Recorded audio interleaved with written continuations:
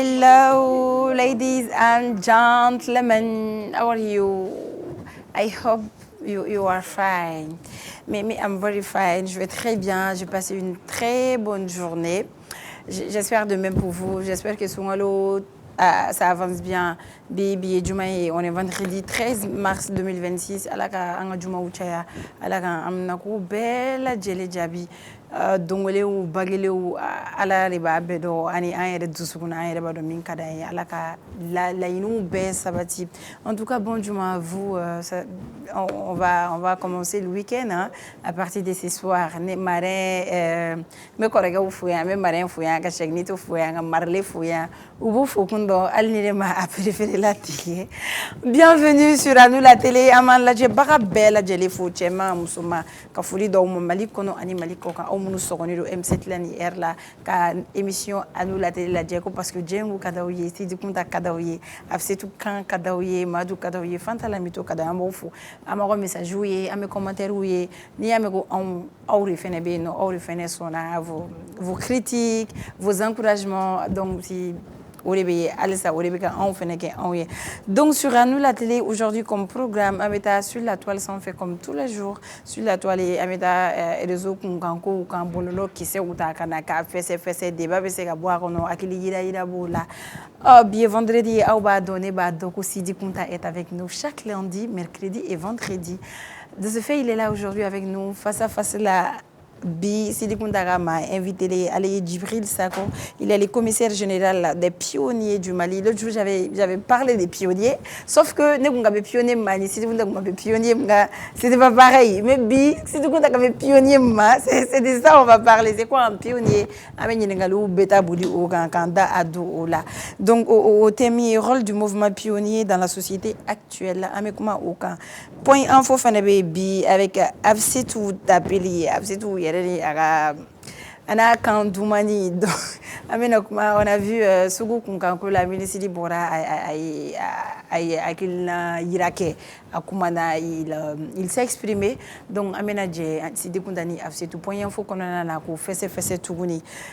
Alors, et juste après ça, on va vers les quiz. Donc, quiz, la question phare, mais abonné de Goko à 20 000 da. Ni chroniqueur sera à question et répond qu'il va donner 20 000 à la personne sur place. Dès que la réponse elle sera donnée, les 20 000 francs seront envoyés direct. Donc, on sera sans sur le plateau avec l'équipe au complet juste après les jingles.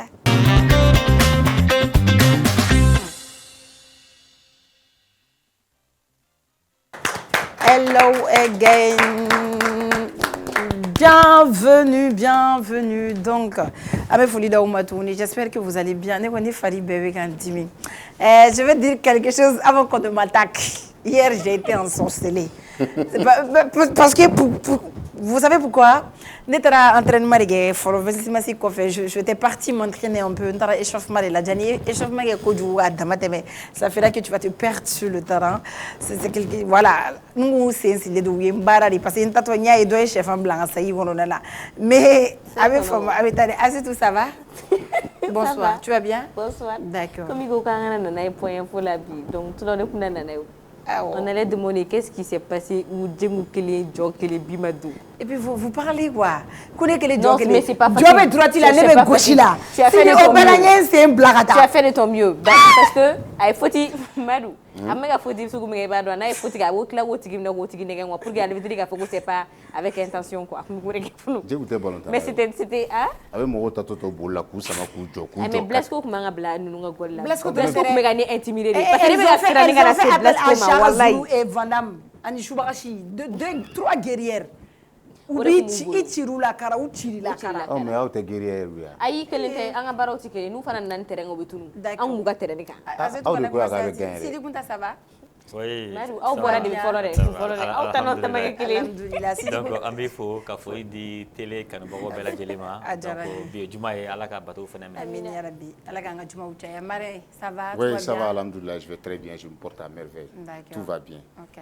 Mais seulement c'est ko agale sisa. Donc ama fo muso yo ka sabali ka hina chawla. Chawka seulement fini ko ni fon.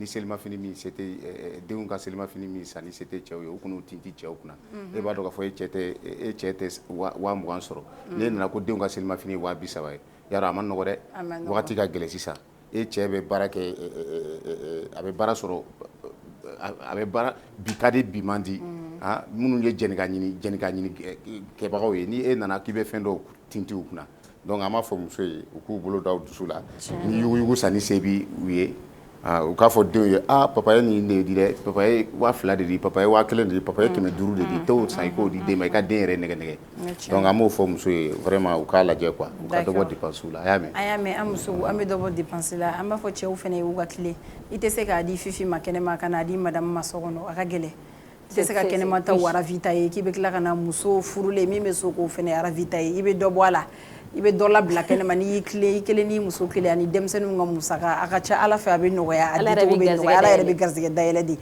mais e b'a di ne ma so kɔnɔ o b'a sɔrɔ saba bɛ kɛnɛma fifi bɛ yen Chacha bɛ yen Afisetu bɛ kɛnɛma à gauche à droite e ka olu bɛɛ ka mesi sɔngɔ d'u ma ka olu bɛɛ ka minɛn tataw minnu ka di e ye k'a ye u la k'o bɛɛ sɔngɔ d'u ma ka tila ka so kɔnɔ ta d'a ma a ka ɲi i sera n na an ye sun don bɛɛ sun tigɛ ka di yan renouveau kɔnɔ alhamdulillah tabarikala mais bi fɛnɛ ta ye an bɛ rédaction musow fo muso cɛsirilenw u y'u tɛgɛ sigi guwa duman kan bi kɔnɔ an y'a dun Madi ko n'a ka walita dun ni k'anw bɛ so la ko mais diɲɛ kɔnɔ k'i t'a mɛn ko club plaisir ou M7 musow k'an ye tobili kɛ ko ka n'a kɛ sun tigɛ ne ko n'anw y'a kɛ an bɛ ɲɔgɔn bila barama kɔnɔ a kɔni jɛlen don o jɛlen don dɔ bɛ fara sogo kan dɔ bɛ fara kan donc a y'anw bɔ a la ayi o ye diɲɛlatigɛ o ye M7 yɛrɛ taga bolo de an ye sun duman tigɛ Madu an kɔrɔkɛ fɛnɛ ka suntigɛ bɛ organiser san o san n'o ye Arasbachi ye c'est vrai que voilà a tɛ an cɛ la bon ni waa t'an cɛ la aw b'a faamu lajarabi b'a kan halisa donc du coup mais ça ne va pas empêcher la coutume on va continuer halisa suntigɛ a kɔni organiser don a bolo dalen don n'est-ce pas Marien oui a bɛ kɛ don jumɛn a bɛ kɛ sini samedi CDR ka QG la Tomikɔrɔbugu ni u bɛ suntigɛ kɛ san o san depuis Arasbachi bɛ yen a tun bɛ kɛ Carrefour la fɔlɔ a taalen fɛn na MC kaso la a ka mɔgɔ dɔw tun ko k'a jɔ a yɛrɛ ko non ko k'a continuer a suntigɛ dabɔ kun tɛ dɔwɛrɛ ye suntigɛ dabɔ kun ye vraiment ka mɔgɔw pour que ka team bɛ ɲɔgɔn cɛ ka fanga don la ani ka dugawu kɛ jamana ye ani ka ɲɔgɔn kunnafoniya pour que u ka bɔ ɲɔgɔn kibaruyaw kalama suntigɛ in dabɔra o de kama an b'a fɔ u ko k'u k'a fɔ mɔgɔ bɛɛ lajɛlen welelen don ils ont l'habitude de faire u bɛ bɛɛ wele tuma bɛɛ certains retrouvailles Arasbachi yɛrɛ bɛ yɔrɔ min an bɛ dugawu kɛ a bɛ yɔrɔ min vraiment Ala ka ɲuman bɔ a kana ɲuman sɔrɔ yan. D'accord, amin. Donc an bɛ kunu match vidéo lajɛ et on va y retourner. Oumar.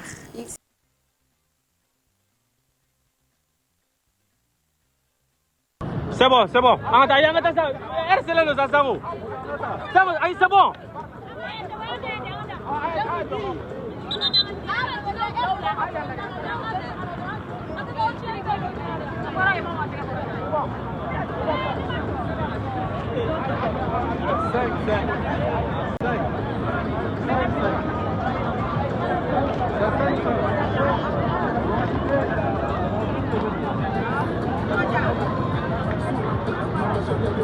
Elle vient combien de vidéos?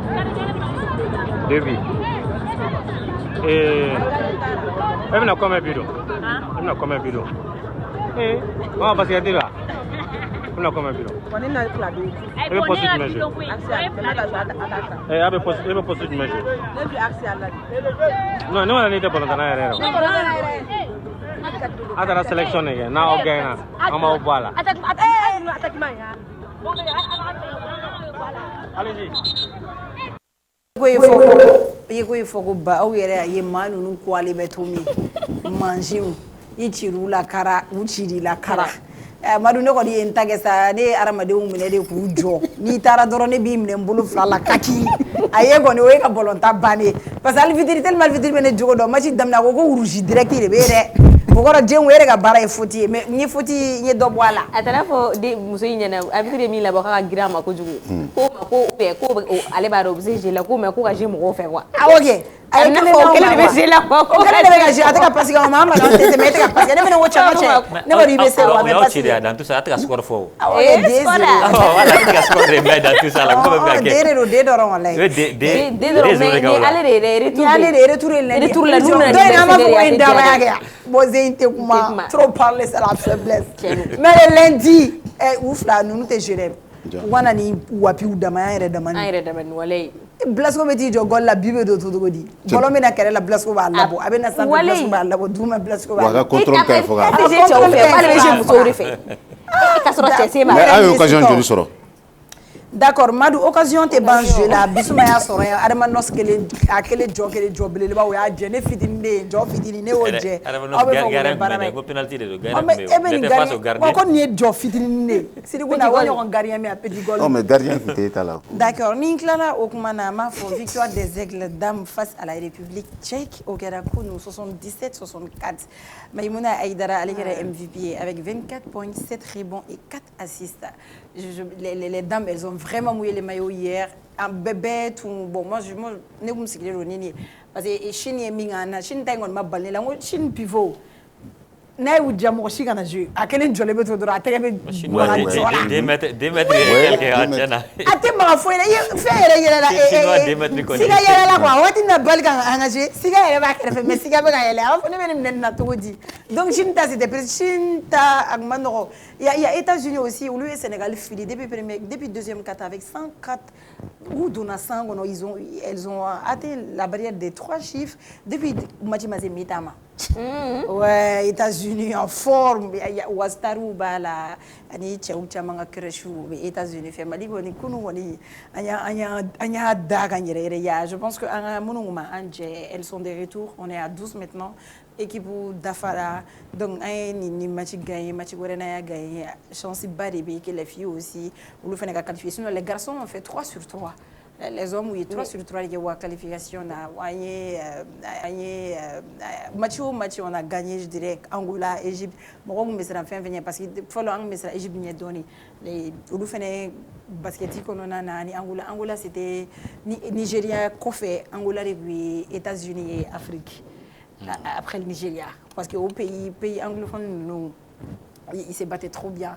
Donc, Sénégal fait pareil. Sénégal fait imposer Warati de la. Mais les garçons ont fait 3 sur 3 malgré tout ça. Les dames aussi, bon, il y a une première victoire. On espère que, donc, au moins, on a gagné et on aura la chance vraiment de se qualifier. Il y a Alima Doumbia qui était très, très en forme. Anisika, elle a marqué tout le monde l'année passée. Donc, et cette année encore, elle continue de briller. Et Alima qui a fait Aleni Maïmouna Aïdara, Ani Djeneba Djaï. Donc, on leur souhaite bonne chance. À la gâteau belle Jelinoya. Au final, qu'on fait un bica foko quand tu es chevalier de l'ordre national de la culture. Allez à quel à gagner acteur chama jola bo atare yankami soro parce qu'il est jeune. Et c'est un jeune comédien, il est promoteur. Il le mérite vraiment amplement. On attendait que ça. On attendait vraiment que ça. Parce que le concept où il fait Tani Jamana, Kasura Manenike, Amadoyake, Abara Dousouma, Kassi, la comédie, la Boyan Karamakono, Kasoro, c'est autorité, Mama Yele ou Senka. Nous, elle fait un fort de la mi et réactivité, il a toujours la manière de l'expliquer autrement. Son film à succès, Koro. Donc il est tellement inspiré, il m'a courage, il est assez. Quand il est un très bon graphiste, je me rappelle, Néné a échoué quand il jouait. Un jour, on a parlé de lui ici, juste après aux émissions qu'on fait, il m'a appelé. Il m'a dit félicitations, c'est du courage. Alors, une fois, il m'a appelé. Donc, c'est un bon grand frère. Il avait conseillé, il dit Bella Djelé m'a fait. J'espère que Amina Sorodona Nata Fenena a un plateau sans fait si tout va bien. Quand il nous fait je pense que Abeta face à face là, on a vu que le programme chargé de donner, on a mis des bateaux lundi là. Donc, on a mis face à face là rapidement, juste après la pause. Omar.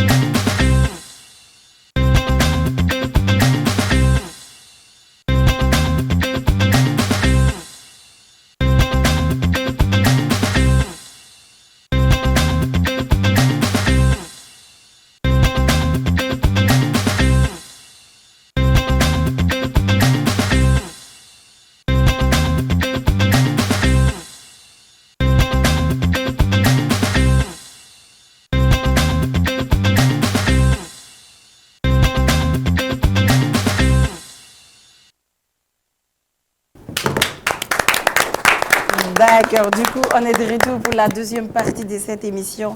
Nya fongo bi anga face à face là ça tu en date kuma do la bi aussi di kungolo kaisa parce que ko ile ko yo fo kabla ta sentim fait agli tara yoro wala si yere agli tara yoro bon pour que ga faisait donc il a vraiment voulu au gars de Baebi. Donc face à Sidi Content Nya fo on a Djibril Sako, il est commissaire général des pionniers du Mali, amena kuma pionnier rôle du mouvement pionnier dans la société actuelle. Et on parlait là également du palais des pionniers inauguré le 10 mars au Kera. Alors Djibril Sako, bonsoir et bienvenue. Bonsoir et merci à vous. Merci. D'accord. Moi je me poser une petite question. Pionnier du Mali, parce qu'il y a un pionnier. Le pionnier c'est un même attribué à face de Nimaya sensible. D'accord. Le civisme bala, citoyenneté bala. Moi, a accepté qu'à Foucault avait fait un fin dans la vie. Il fait tout pour être le premier à la. Parce que le pionnier, en termes pionnier premier. D'accord. Il va y avoir que Akadi Mouromouni, mais fait un fin là. Mais en fait, mais nos voilà. Il y a un pionnier Mouromier à Djamana. D'accord. C'est vrai, justement, à l'école, il va se premier des classes où il y a là-bas, drapeau, il y a marché. Je me rappelle très bien. Voilà. Bon, j'ai eu la chance d'être première. Si tu écoutes, on est à vous. Les femmes, c'est moi aussi, j'ai été première. Tu n'as été rien du tout. Si tu écoutes, allons-y. Merci bien. Merci. Invitation, Djabi. Effectivement, c'est vrai, bon. Conscience de lui et puis une fois sur déjà n'est dit que Manango a invité parce que déjà quoi inauguration qui est là. Alors on allait profiter. C'est pas fait pour ça. D'accord. Ok, avec folie de Flebo Bradjelema, Jebika Senki Fotuguni, Annie Wele Amana Baroque Doni, Pionnier Camp, Agnès Folke, mouvement pionnier, association Aboumé, Agnamogala, Canet for Mayana Soma Folo, Anaïka for le 10 mars terminé Koni, Palais d'Aïla, Palais des pionniers, Mida la Janela, Amadame Ola Folo, en qu'on a un bâtiment blé d'eau, fin Chamon Bacono, piscine Bacono, entraînement qui aura salle de spectacle, Agachan. Maintenant, il y a un rôle à Folo, ni fin d'influence, est-ce que Abina for palais de la culture, palais de congrès, ou CICB, un événement ou bien une formation pour la jeunesse. Merci beaucoup. Palais des pionniers, c'est le temple de la citoyenneté. Le temple de la citoyenneté, Maliens, Dimsenou, Mokorobo, Maliens, mais la Faragnon, Romina, car face de Nimaya, Tor Sabati Alissa. C'est vrai que ni espace gland. L'Europe c'est à utiliser. Oui. Donc salle mounoumbé vous savez louer, volontaire mounoumbé ou louer, mais école souvent qu'on a là. On a des centres de formation à qu'on a là. Centre de formation en classe souvent là. C'est pour que des nous calant théorique ni pratique là. Métier ou bien cala qu'on a là. Métier d'eau cala nous madame ne conseille na mounier a fait ça ne gland électricité ou fin chambre qu'on a là. Parce que centre de classe ou pas qu'on. Ça permet à ce que Demsenou, jeunes, mais c'est qu'à Oujoro, fa al Satoum Malikola. Donc, différencie, ani palais de Nurantier, parce que palais espace culturel. Oui. Bon, CICB, espace culturel. Le palais des pionniers, c'est un espace pour l'éducation citoyenne, l'éducation civique. C'est amener des jeunes, c'est amener les vieux, c'est amener les Maliens à comprendre jusqu'à présent citoyenneté, mais une durée de façon qu'on a là, mais des gars là, je vous dis. D'accord. Il faudra que ça, et centre de formation, il faut que donc, on a des métiers là. Est-ce qu'il y a une monument école de concerne ou bien monument école qui est une école là, ou la formation qu'on a? En fait, béba là. Par exemple, ni ata, ambe ministre Mbésan, Abdul Kassim, a une initiative d'État. N'avait femme école d'assistante. École d'assistante, parce qu'il y a une cohorte touri. Conseil na cohorte grave d'eau. Au lieu d'eau, à bête comme nous mata école là. Itara école là, mata école là. C'est de t'amener à ce que nous nous mettons en don. Ani Mali be gérer chokodi. Mali be gata chokodi. Quand j'ai nous fera n'yonga. Clé moran clé.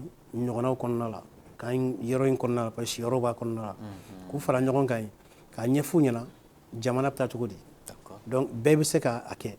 il t'a école là, mata école là, parce que langue bébé utilisée non. C'est pour permettre à ce que Moro cadre dont al se voit jamana mié. Donc de temps en temps, les jeunes t'as cassé ou formé au bien sûr, quoi. Bien sûr. Donc tant qu'on a jeunes internet non, bien sûr, pas de formation. Bien sûr. Mais comment faire avec au choix que tu de Moro de appelle les ou bien Moro de va décider qu'on a nous vérité. Bi, les jeunes sont organisés, il y a le CNJ, il y a les fédérations, il y a les associations, il y a les organisations de jeunesse, il y a les pionniers, en fait il y a les scouts. Donc les bébla qu'il faut bailler à une quota inini kananaï. Donc les gens sont organisés. Le fait que l'organisation ça facilite les choses. Mais le fait qu'on est aujourd'hui organisé, le recrutement, formation, en fait, il y a des sites aussi, ceux qui sont intéressés, donc se manifestent. Ni critères ou forêt, il y a des critères ni donnant était bon. Ni donnant, formation bana, était bon. Et par exemple, na visite na qui ka fo bon mais ngonna la bon ni djebu wele amna bonye bi ta konna la si di betaka bonye ta konna vous êtes concentré sur la formation une formation bana donc avec libéré d'accord aywa an kɔni an ye joyeux ye vraiment a ɲɛna yɔrɔ joli o ye adama fɛ an b'a dɔn nin bɛ taa miliyari caman na mais entretien fɛnɛ bɛna kɛ adama wɛrɛ ye parce que an b'a ye yɔrɔ caman tun bɛ jɔ kuma dɔw la entretien bɛ kɛ baara ye maintenant sur ce plan là est ce que a bɛna gestion bɛna des ministères de ma ou bien association des mouvements des pionniers yɛrɛ de bɛ a gérer palais ministère tali les pionniers ministère tali à histoire là palais des pionniers papier dira pionnier de ma ka fo terrain dira au moins mais ministère va jo ka bla à disposition là OK palais glan la tentoni et palais sur là depuis 2016 depuis alphabet fangala donc il y a un certain Karamogo Niare actuellement avec CNT là palais des palais électriques kadama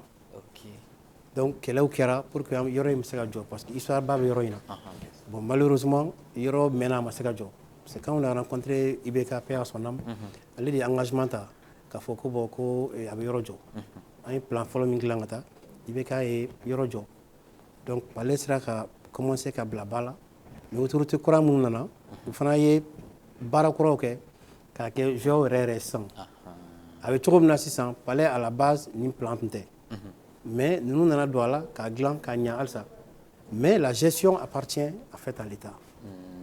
La gestion appartient à l'État, c'est l'État qui nomme un directeur, l'État qui nomme un directeur adjoint, l'organisation avec tout le monde et sur le suite. D'accord.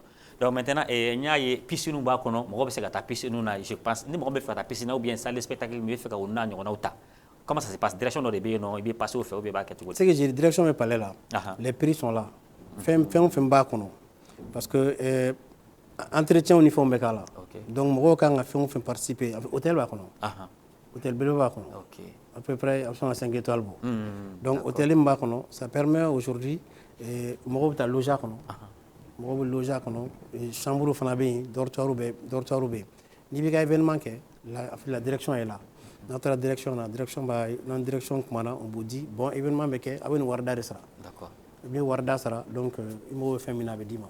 Aywa, on va tout directement avec le mouvement pionnier reconnu ni on peut pas demander palais kan mais ali na soro ye jafa ke doni parce que nyaba la bandiri be jibi kana fenta on kana ko ni mais amina kuma mouvement des pionniers ka aywa na fara ko mouvement pionnier c'est vrai jogu boraka ngal do ki la ala sisa mais on baye ni cérémonie be on be pionnier ou be na ou be imu da ou be blaka chando ke est-ce que mouvement pionnier ka joro droit ou be joro bien be ala dans la société même oui. Ni ça me fait très sacré. Moi, quand je dis donc, oui. Mais ni menkana, je suis un modèle, je suis un exemple. D'accord. Et parce que d'abord, sans sous les balles, sans si mon bala, ça permet à ce que mon fin cadon, il j'aurais mis. Alliance sur le chocolat, il va sur le killing jan killing. Parce qu'en même mouvement, en activité, tu verras toujours que le grand protège le petit. Parce que puis on a la démission de la cabine où c'est en Wolonvla. Le de sang Wolonvla. Faut à ta force à qui ça rêve pionnier là. Mais tu vois là qui sont 74 ans là. Ils sont encore actifs dans l'association. Donc bon l'Italie là. Non, quand on est pionnier, on ne sort pas. Ouais. Voilà pourquoi on dit pionnier aujourd'hui, pionnier toujours. Pionnier aujourd'hui, pionnier toujours. Donc ni donnant aller là en fait, qu'il faut qu'il veut boire là. Non.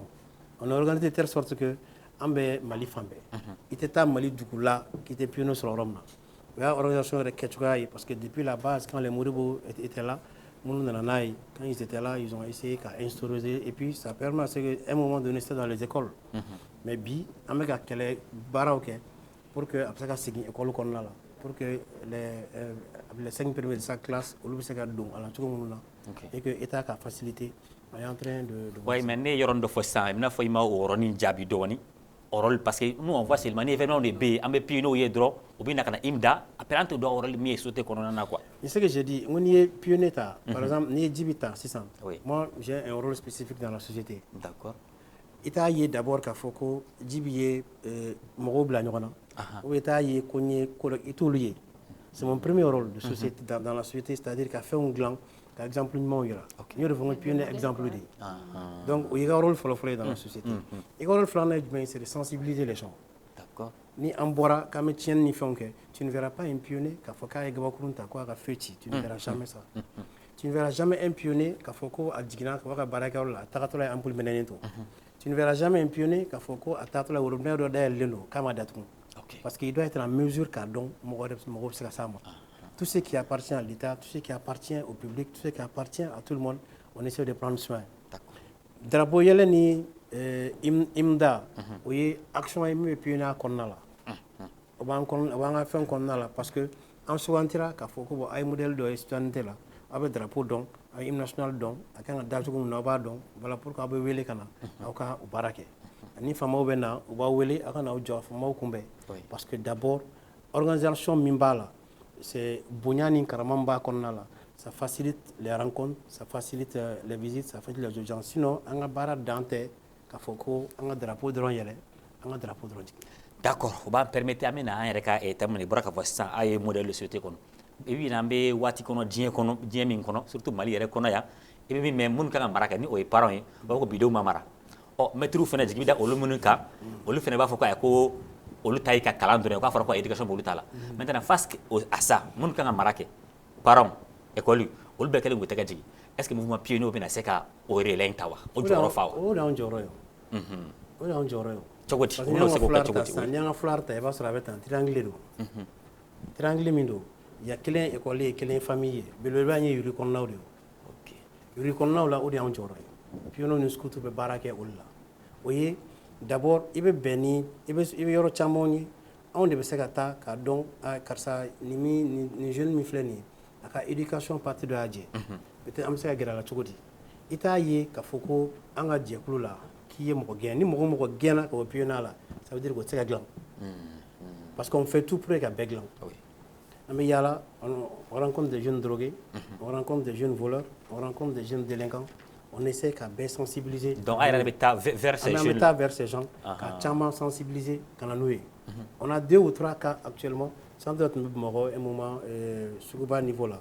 On avait un cadre pionnier, il faut y aller à niveau là. Parce que ça permet à ce que les jeunes tellement bien, ils savent qu'en fait, ils font parce que vous sensibilisez, vous bossez sur la colonne, vous blessez la ceux qui sont dans les. Ceux qui essaient d'abandonner les écoles, ceux qui essayent qu'à comportement colongué, c'est comment les emmener pour le baran. Donc on continue à le faire, on essaie toujours de le faire. Voilà pourquoi on organise des camps de pionniers. Les camps de pionniers qu'on organise, on essaye qu'à pendant 21 jours, pendant 15 jours, au Conal là, on leur donne toutes ces formations civiques et citoyennes. Mais maintenant, c'est ça. Et Djibi, il va calmer les jeunes, les parents, les jeunes, ce sont des jeunes très difficiles. D'autres, ils sont accros à la drogue, d'autres, ils font la main. On a face à ces jeunes qui sont très difficiles là. Quelle méthode avez-vous employée? Est-ce que la sensibilisation doit ou bien moyen de pression doit ou comment? Ni en sera mouna sensibilisation bala parce que pionnier na josi follow mais pionnier ni demsen fond fendo. Ni bangé bako de follow bonya. Tu verras que l'éducation est ratée au rachama. L'éducation est ratée au rachama parce que actuellement on le dit, les parents ont abandonné. L'éducation est ratée, qu'est-ce qu'il faut faire? Il y a des méthodes de sensibilisation qui existent. Sensibilisation bala. Les parents doivent approcher follow quand nous essayer il faut qu'ils approcher tout côté. Parce qu'on a des encadreurs aussi. On a des vieux, on a des spécialistes qui sont là, qui essayent d'approcher les jeunes, qui essayent d'approcher les enfants. Quand nous sommes sensibilisés, c'est ce que j'ai dit.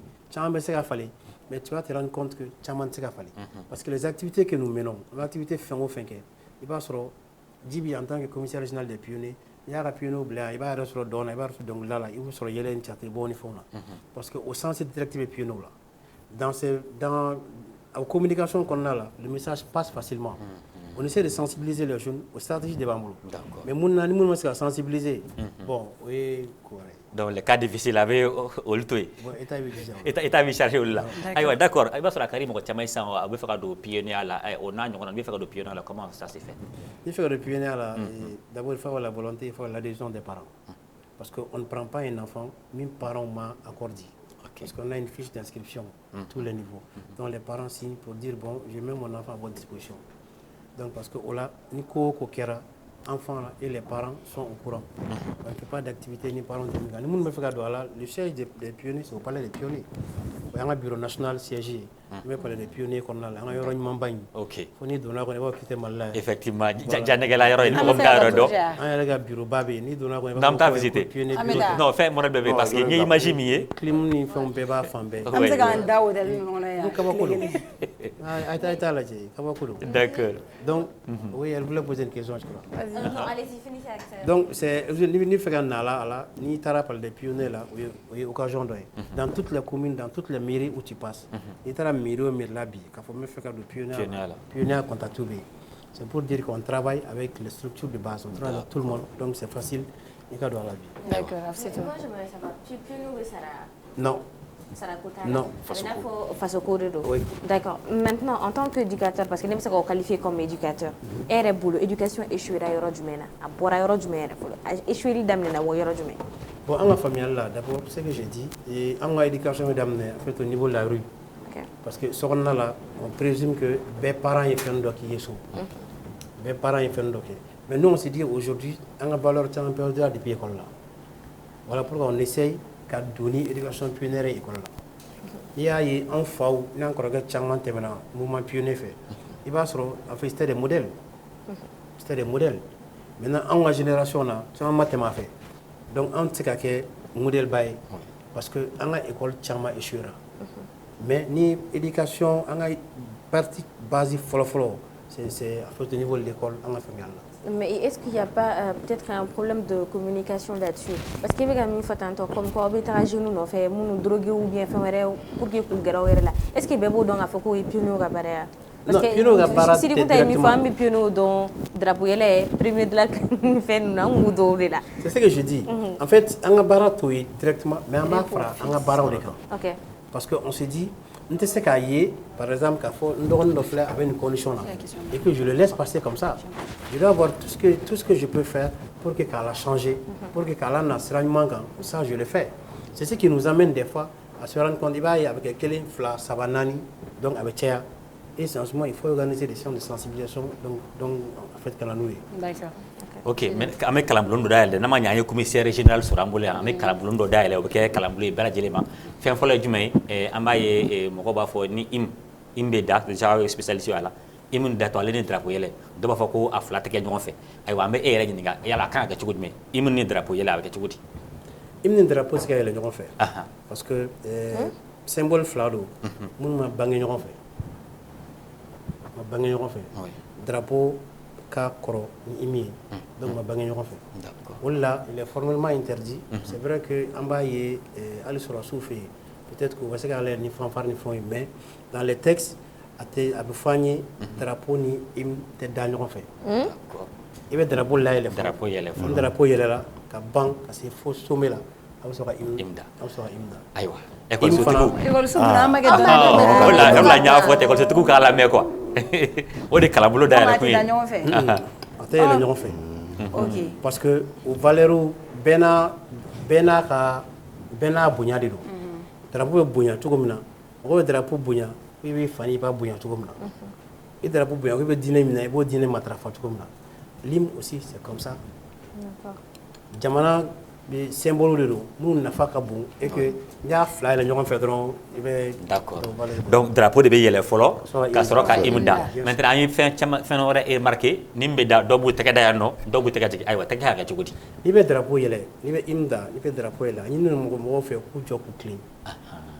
A foragner à l'indumena qui c'est le mouvement fouille teke c'est des vidéos qui clé drapeau et les drones là Mɔgɔ tɛgɛ da tan. An y'a ye mɔgɔw b'a kɛ, on a essayé de sensibiliser parce que d'abord ce sont les militaires. Oui. Parce que mɔgɔ caman bɛ référence ta militaire de kan. Militaire i b'a sɔrɔ arme de b'u bolo. Arme de b'u bolo. Olu arme de da tan. Donc ça amène les gens ka da tan, ça n'a aucun sens. N'i bɛ drapeau yɛlɛ, n'i bɛ hymne da, i b'i jɔ de k'i tilen. Donc tɛgɛ fila jigin. K'i tɛgɛ fila jigin k'i tilen. Hali ni dugumɛnɛ y'i ye. Hali ni dugumɛnɛ y'i kin Ok. Maintenant imu dacogo fɛnɛ parce que ni piano kun ya sa n'u bila ka hymne da ale n'an ka débat tɛ kelen tɛ parce que an ta an b'a ka bila ka jigin de i n'a fɔ i b'a fɔ cogo min na an tɛ jɔ mais ne y'a ye ni piano b'a da u b'u jɔyɔrɔ dɔ la nous sommes résolus de mourir o de y'a kɛcogo yɛrɛ ya. O de y'a kɛcogo ye parce que intonation de don un peu musique de don musique de don pour que ka a tɔ ja pour que k'a ja don i la pour que ka a nafa dɔn pour que ka fɛn ye parce que Mali hymne ka di ni diɲɛ hymne bɛɛ ye. Oui, oui, ça c'est vrai. Hymne tɛ yen min ka di n'anw ta ye o tɛ yen quoi donc n'i bɛ k'a da i ko a yɔrɔ jumɛn ye. Nous sommes résolus de mourir. Très bien e bɛ se k'a fɔ. Quand on dit nous sommes résolus de mourir donc battement de don. Pour l'Afrique et pour. Et battement de respecter. Nous sommes résolus de mourir. Pam, pam. Pour l'Afrique et pour toi. Parce que alors là, on va piano bout jɔyɔrɔ la mais ni mɔgɔ wɛrɛ bɛ ka da piano fɛ olu bɛ sa continuer. Mais maintenant, mɔgɔw bɛ k'a avec faamuya parce que mélanger. sensibilisation caman k'a la. An sensibilisation caman k'a la surtout avec les jeunes. N'an taara formation bɛ yɔrɔ o yɔrɔ on essaie de jouer un peu ce rôle là parce que ni hymne bɛ ka da ni harmonie ye a ka di kojugu. Mais jɔli bɛ kɛ o yɔrɔ dɔrɔn de la. Joli bɛ k'o yɔrɔ de la. Notre drapeau sera liberté. A t'o fɛ kɛ. Ay, o yɔrɔ la. Ayi nous sommes résolus de mourir joli bɛ kɛ yen de après nous sommes résolus de mourir i bɛ jɔ yen. Mais voilà. Ka di de. Donc Avec mɔgɔ b'a fɔ ko notre combat ayi ou bien fɛn dɔ fɔ sa notre combat yɛrɛ yɔrɔ dɔ b'a fɔ non ce combat sera o ye prononciation. O ye mɔgɔ ka prononciation ou bien Sikelemi. Mais Sikelemi voilà tu vois Sikelemi si l'ennemi découvre son front. Voilà effectivement. On est dans au dehors. Des bouts solaires on part. Je crois qu'il y a mɔgɔ caman ye faamuya sɔrɔ. Moi, je veux un éclaircissement. Je veux yɔrɔ dɔ fɔ il est bien important que an k'o yɔrɔ souligner et que i ka éclaircissement dɔ d'a yɔrɔ la. I ye chambre min fɔ a ma tɛmɛ tulo kan dɛ parce que n'i ko ko chambre bɛ yen est-ce que a t'a préciser chambre bɛ yen mɔgɔw bɛ taa chambre ta cogo di chambre bɛ ta cogo di. Oui, il faut qu'il y ait. Les chambres qui sont là-bas on les appelle des dortoirs. C'est pour les pionniers. C'est-à-dire je donne un exemple. Et le nouveau veut faire une retraite tout de suite. Quand on a avoir télé M7. Oui. La télé, on fait Il t'a un téléphone à ton rôle. Dis le nouveau de ton cadeau. Avec une époque. Ah, Jibi, il se casse la taille, il se casse bosse. Non, kaba fila ntɔ ɲɔgɔn de i bɛ jɛn o de kɔ. retraite dɔ kɛ sisan k'a fɔ bon an bɛ fɛ ka week-end kɛ pour que ka taa an ka mɔgɔ former an ka se ka don ɲɔgɔnna dɔw kɛ donc les dortoirs sont là-bas. Donc, avait dit au cadre de l'économie. Mais a été dit qu'il faut de façon individuelle. Voilà. Si il vit la vie, il peut faire tata. Il peut faire d'or et reçoit une pomme d'une pomme 3. C'est pas fait. Au terme où tu es foyant. Pionnier à l'éducation de la culture. D'accord. Ok, Aguila, elle avait beaucoup de famille sur là. Maru, qu'est-ce que tu Maru, aïe, ne s'en a Dis, un dernier mot. Dis-moi question à Rabibolo. Je voudrais savoir si. Eh, Madou, il ne faut pas savoir ça. Dernière question. Iko Koko, avec pionnier ou flène, Amadou pionnier, vous êtes là, vous éduquez les gens. Bon, moi, je suis pionnier à la ça. Et qu'il a fait une bêtise. Charia y'a con, charia a tué, un exemple, a tué qui a la casola et que charia a fait qu'il tué ni n'a pas la casola. Est-ce qu'avec gain à vos pionniers là? Mais la prison c'est une centre de correction. C'est qu'à attirer. Non, mais c'est prison est remarquable. Ni comportement dans le pays, ni pionnier à qui, ou pionnier dans la carrière à qui, en beau parce que d'abord, à cette famille, que pionnier va qui en fait. C'est pas du tout possible. Il y a Kédron, ça veut dire que était endeuillé quoi. Pionnier modèle. Donc on est obligé pour le boire. On est obligé vraiment pour le boire. Vu qu'il y a quand même on n'a pas eu de cas. Kafoko, un pionnier est parti en prison, on n'a pas eu ce cas. Peut-être que ça peut être des réflexions. Nous de la caquette. Nous qu'elle a. On peut réfléchir.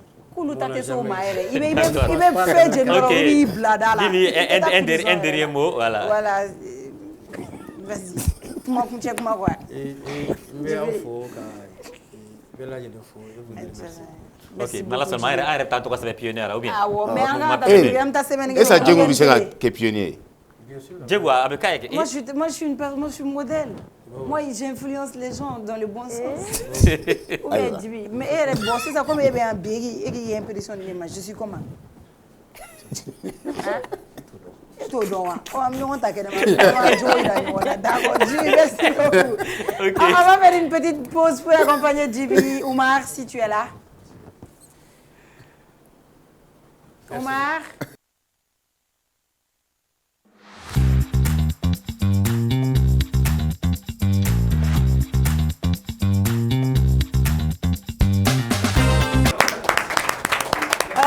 Voilà. Merci. Ah, ça se voit qu'on est accompagné, on n'est pas seul. Mais Aminadou, on fait Babou, qu'on est sur licence. Vous avez vu dans donc, parce qu'il a annoncé l'inifin donc à quoi. Donc, Amta cuisine la Jonah, vous êtes prêts? Vous êtes dans la classe? Yes. Are you ready? Ok, Amta faut la cuisine Kelemba là, oh c'est payant. Numéro mieux sur Rotika Kadoui Wanani. Dassi, c'est un abonné qui nous a promis ça. D'accord, Amta cuisine follow là. Oui, bien Juma et Obetalige Islam Camp. D'accord, ça va. Quelle est la sourate la plus courte du Coran?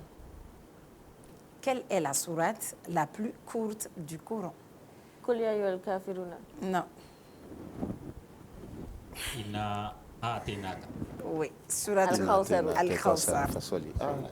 Fasoli di rabbika wanhar ina shadiyaka wanhar. Donc 20 000 de là. On est pressé. Quelle sourate est surnommée les cœurs du Coran? Quelle sourate est surnommée? Non, les cœurs du Saint-Coran. Sourate Yasin. Vrai ou faux? Moussa est le prophète le plus cité dans le Coran. Vrai ou faux? Non, ça c'est faux. Vrai. Vrai? Oui. Moussa? Oui, c'est parce que le prophète Mohammed sallallahu alayhi wa sallam, il a été cité que 4 fois dans le Saint-Coran. C'est Moussa qui... Ouais. Ok. Quiz Mali. Quelle ville du Mali était un grand centre du savoir islamique au Moyen-Âge? C'est Tombouctou. Bonne réponse, Marin. Quel centre culturel et artistique de Bamako est un lieu important pour les expositions et concerts? Palais de la culture. Maison des jeunes et de la culture. Ouais. Quel président malien a été renversé par un coup d'État en 1968? Modibo Keïta, bonne réponse. Quiz. D'accord. Le palais de la culture de Bamako a été inauguré en quelle année? Palais de la culture, inauguration en quelle année? Palais de la culture. Le palais de la culture de Bamako a été inauguré en quelle année? La personne qui trouve à 20 000 francs. Idée. 20 milliards. Oui. Histoire. Oui. Je pense que Palais de la culture, je pense que ça doit être en 92. Hein. D'accord. Réfléchis encore. Le palais de la culture. 90. 1, Non. 2, 3. Je propose 4, 63. 5, 6, 7, 78. 8, 9, 10. Mauvaise réponse. Le palais de la culture de Bamako a été inauguré le 21 mai 1983. 83. Tiens. Bye bye pour l'aide. Merci. Non, nous on C'était tout pour aujourd'hui. Les versets on va revenir juste après la pause. Parce que Bi, on a un invité très très spécial. Et il fait non seulement le buzz ces temps-ci sur les réseaux sociaux, il a su captiver le public avec ses créations audacieuses. Il est non seulement comédien, il est acteur et il est réalisateur. Et il a fait un film à succès ces temps-ci. Son nom, lui, son compte officiel, c'est Gengouruni officiel qui incarne le roi. Il sera là avec son griot et son peuple. Donc, DJ Ordi, DJ Ouma, juste après les jingles.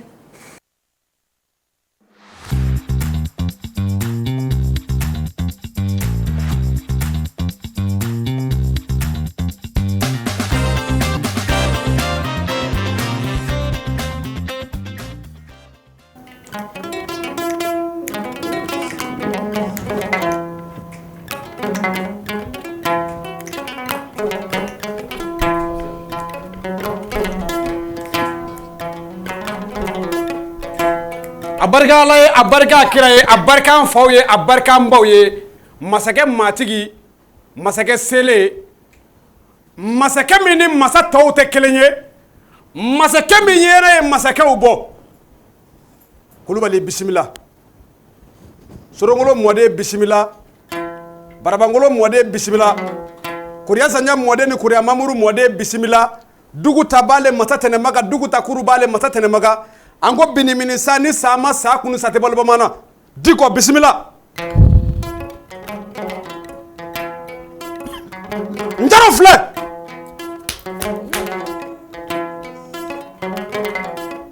Sorongolo mɔden Njaro filɛ, Barabangolo mɔden Njaro filɛ, Kuriya Sanja mɔden ni Kuriya Mamuru mɔden Njaro filɛ dɛ.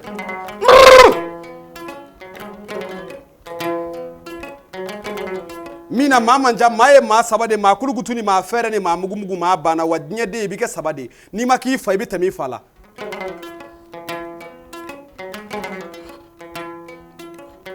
Samajugu ni masaya bɛn tɛ bɛɛ la o. Kulubali jɔn ne kan bɛ e de ma o Kulubali jɔn min ma Kulubali tɔw bɔ. Kulubali kamalen tɔw panna kɔlɔn min kunna n k'e bira a kɔnɔ Samajugu ni. Bamanan kamalen tɔw panna kɔlɔn min kunna Samajugu ni e bira a kɔnɔ.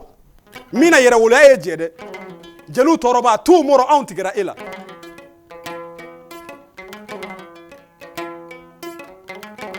N'a fɔra ko Kulubali hali n t'a f'i ma ko Diko koyi. Min na Diko bɛ yɛrɛ wolo de wele. N'a fɔra ko Diko a bɛ halalaw de wele. Kulubali minnu sɔnna Kulubaliya ma kɔni. Minnu ma ɲamakala kamalenw tɔɔrɔ.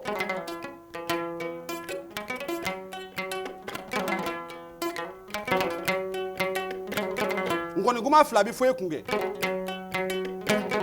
Hali n tɛ ngɔni duman f'i kun. Min na e ma cɛw bɔ dɛ.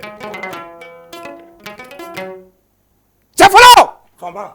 I ɲamɔgɔden e de cɛ fɔlɔ yan. I tɔgɔ de ko Bilali. Sega ka Bilali. Bilali. Bilali. Bilali. Ni ko cɛ fɔlɔ nin de b'a laminɛ. E de Bilali ye. Dangaden. I bɛ dumuni kɛ n ka yɔrɔ la. Ka i bo kɛ. I hakili bɛ bɔ i tɔgɔ kɔ. Fadi b'i la. I bɛ sega ka Bilali. Bilali. Bilali. Bilali. N'i ye cɛ fɔlɔ wele n'i kumana. Cɛ fɔlɔ. Ɲamɔgɔden. Fadi b'i la. A ye jeliba da ɲɔɲɔ sisan ɲɛkɔrɔ. A ye jeliba minɛ. Fama. A y'a to tan.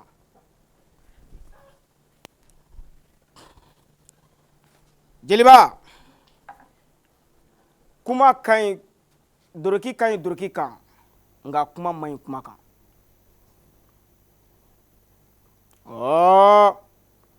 E b'a fɔ ko Kulubali kamalenw panna kɔlɔn min kunna ko ne Samajugu ni binn'o kan. Konate kɔnɔ n ka misi minnu bɛ yen ko ne bɛ n'o d'i ma hali ni e ma bali ma. N t'a di. Ni n y'a di k'u ka bɔ n'an fadenw bɛ k'a sama. N'i bɛ fɛ ne k'i sɔn i b'a to n ka misimuso min bɛ f'a sen karilen don n'a sera saya ma waati min na n b'o d'i ma. Dangaden ne kan ka sanu d'i ma n kan ka wari d'i ma n t'a di. Samajugu ne ko e ma ko Kulubali kamalenw fɔra e kɔ. O bɛ bali e la wa jugumanji den o tɛ se ka bali e la o. Min na juguya ye e daka de e m'o sɔrɔ i fa la o. Walayi e m'o sɔrɔ i fa la. O la ne bɛ nkɔni kuma fɔ e kun kɛ e ye cɛw bɔ wa. Maa kɔni se b'i ka jɔnkɛ la o ye tiɲɛ ye mais i se t'a kɛrɛla nbalani na dɛ. Ne bɛ n da sago fɔ min na ne ye ɲamakala de ye bɛɛ ne tɛ musojugu den ta ye. Cɛ fɔlɔ taa siratigi nɔfɛ sisan ko mago b'a la. A kɛ i n'a fɔ o kɛlen. Maa man ca n ko maa ye maa saba de maa kulukutu ni maa fɛrɛ ni maa mugumugu e ma maaw bɔ dɛ. Kulubali kamalenw tɔ.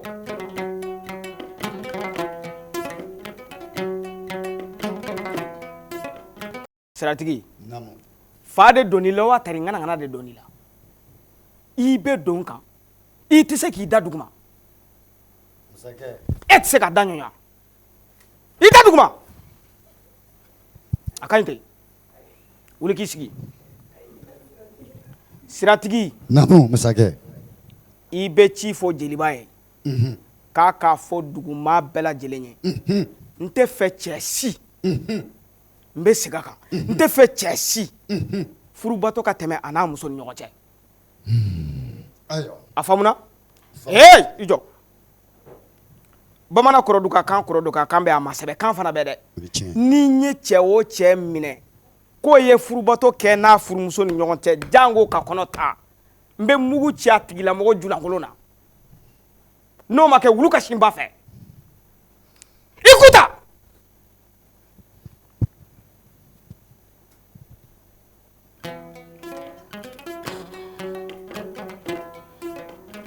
Kulubali Sorokolo mɔden Kulubali Barabangolo mɔden Kulubali Kuriya Sanja mɔden ni Kuramuru mɔden Kulubali Diko hali n yɛrɛ t'a f'i ma ko Diko koyi mina ne ni ngɔni yɔrɔnin fɔ cɛ jumɛn ko ne y'a fɔ cɛ kumabaw de kun minnu ka cɛw se la Samajuguni ne y'a fɔ e ɲɛna n k'an bɛ kɛlɛ la fo saya dɛ mina kɛlɛ bɛ mɛn kɛlɛtigi den de la ne ye kɛlɛtigi den de n bɛ kɛlɛ k'i la kɛlɛ bɛn mɛnna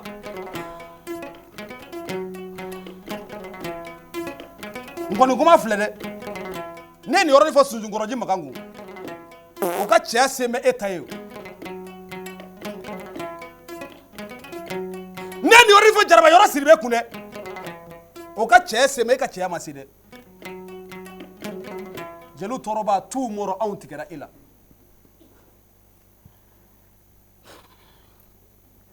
jeliba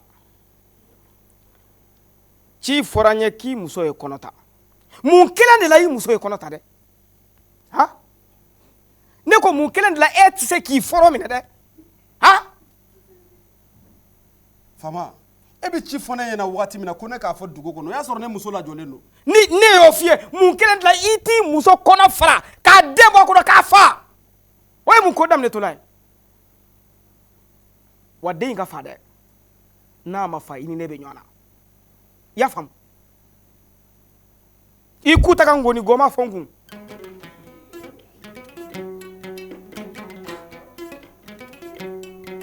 ngɔni kuma na fɔ e kun kɛ Samajuguni e tɛ ngɔni duman dɔn cɛ o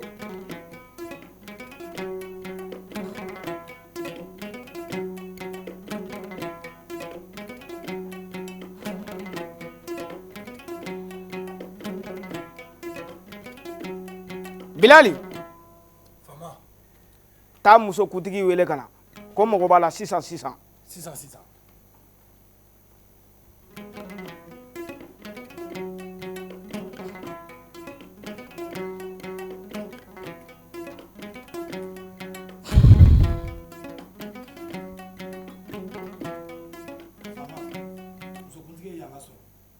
i b'a kɛrɛfɛ danga den b'a fɛ ko muso ko ka di ye fo k'a faga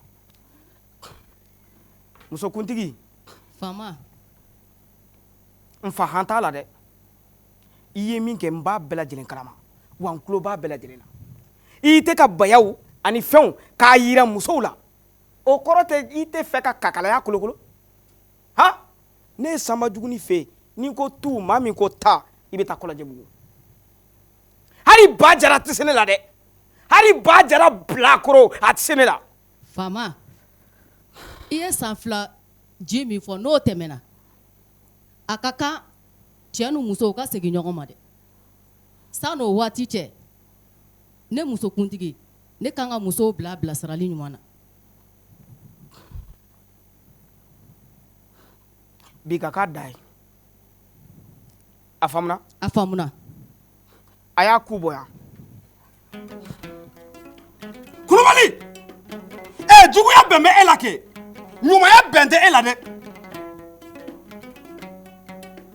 n ko juguya ye daka ye taa ba jara n'a muso nɔfɛ ka na ko mago b'u la juguya ye daka ye ɲumanya ye daka de hali bo camankɛ ye daka dɔ ye dɛ Kulubali jeliba n ko ni ko ma fɔ nin tɛ digi ne la o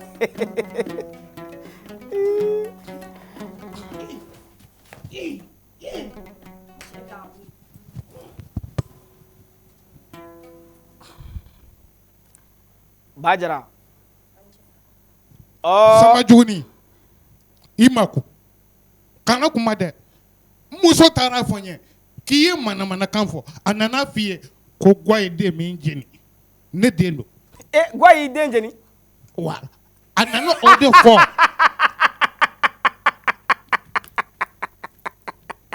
Gwa y'a den jeni kori a ma si kelen den bɛɛ tigɛ dɛ. Samajugu. Ko gwa y'a den jeni o ka ɲi sa. hali gwa k'i yɛrɛ faga. I bɛ lamɛn de koyi. N tulo b'i la. A bila i kun na i ni ne bɛ ɲɔgɔn na fa saya. Den min jɛnna n den don i b'a dɔn ko n den don. Ci t'e la mɔgɔw n'u u ka kɔlɔlɔ bɛ ɲɔgɔn na i ye masakɛ i k'u dɛmɛ e tɛ s'o la dɛ fɔ e de ka i sigi ka yɛlɛbilen kɛ ne muso la wa ne y'i ka hɛrɛ ye diɲɛ fan o fan fɛ sanba juguni nami i sen don o la k'o tiɲɛ i ma bamaanden yɔrɔ o yɔrɔ i ka sibiri d'a ko. Fɔta ni ne yɛrɛ wele. Kungurunden.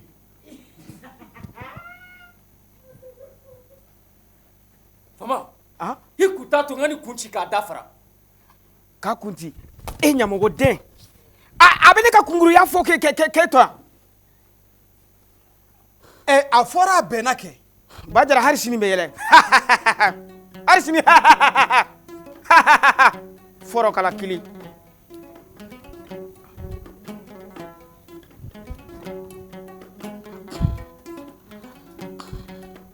Ne m'o fɔ yɛrɛ de Saba Juguni n ko faama i se b'i yɛrɛ la i se b'i ka jɔnkɛ la o tiɲɛ ye nka i se t'a kɛrɛlanbaranin na dɛ.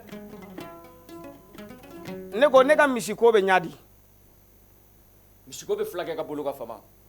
Fulakɛ bɛ min. Fulakɛ bɛ wɛrɛ la fo ni n taara nɔfɛ ka na. O don ko fulakɛ y'a fɔ n ye ko Bajara taara n ka misi 3 tigɛ. A kɛra ten. N bɛ fɛ ka fulakɛ ye ɲɛkɔrɔ sisan.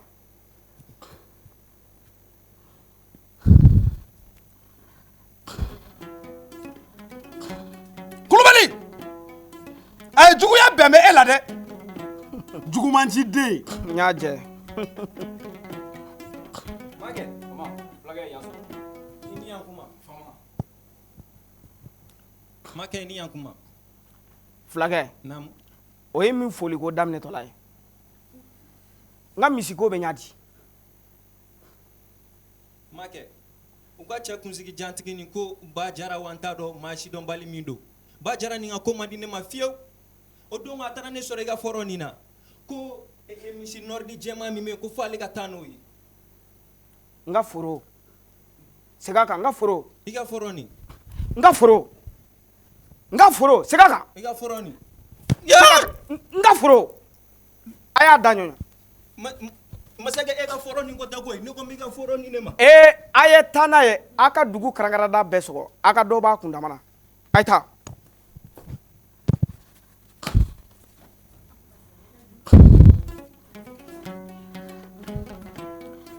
Jeliba ne ko ne ka sunba bɛ min. E ka sunba sara a balona mun de bɛ se ne ma jugumanci den. Ne balimamuso bɛ min. Balimaya la balima ɲuman bɛ yen dɛ balima juguman fana bɛ yen suma ye ɲuman ye o a bɛ komi e ni suma bɔ kɔnɔwolo kelen la dɛ. Ani furumuso bɛ fan jumɛn n bɛ fɛ k'u ye sisan. Kulubali ne m'o fɔ e ɲɛna ko ɲuman ye daka ye juguman ye fana ye daka de wa nka e ma nin sɔrɔ i fa la. A y'a bisimila.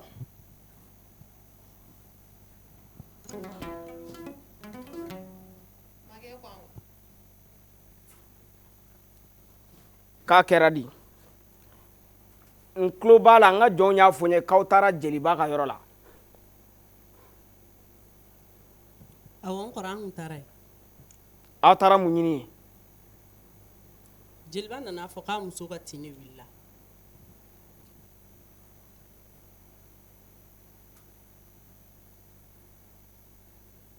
A muso ka tin wulila. Kosɛbɛ. A muso ka tin wulila.